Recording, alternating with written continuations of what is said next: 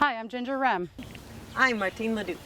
And we're here at Brooker Creek Preserve to tell you all about water. So I'm back here at Brooker Creek Preserve with Lara Milligan. She's our natural resource agent here at Brooker Creek Preserve, and we are going to continue our discussion on microplastics. So again, talking about what that is and what that means for our environment. So Lara, do you want to just kind of recap what our microplastics are? Yeah, so microplastics, again, are any type of plastic that's 5 millimeters in size, again, the size of a pencil eraser or smaller, to the point we can no longer see them. And so we're going to analyze a sample, and a lot of what we've been finding in our samples when we collect ocean water and we filter it to only capture really, really tiny particles is actually what we call secondary microplastics. So those are basically when other plastic products, so these again would be like a macro plastic, it's bigger than 5 millimeters, but if this ends up in the ocean over time through wave action and sunlight, this plastic will break down, and once it breaks down to that size of 5 millimeters or smaller, then we call it a secondary microplastic because it didn't start off that small. And so these are some of the different types of plastic that we find in our samples. Again, there's PVC pipe, something we're probably familiar with, solo cups, Yeah. Our drink containers, especially foams, are very fragile. As you know, they're easy to break, so a lot of foam can easily end up in the ocean.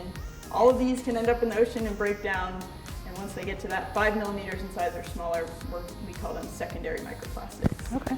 Well, this is exciting. I was just at Clearwater Beach and I got a water sample. I'm ready to see what we find in there. I'm curious, what has broken down and what we can find. Yeah. All right, so I'm excited to see the sample that we have here.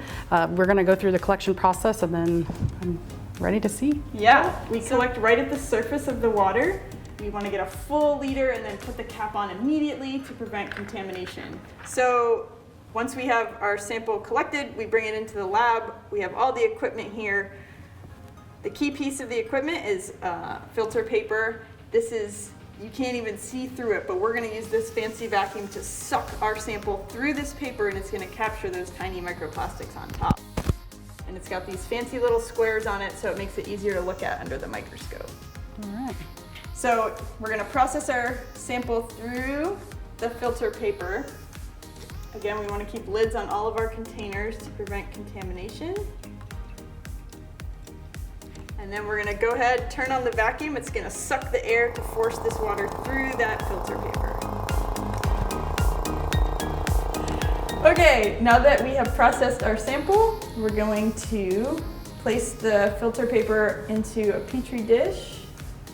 Okay, so now we're going to take the sample that we collected and put it under the microscope and look at what we found.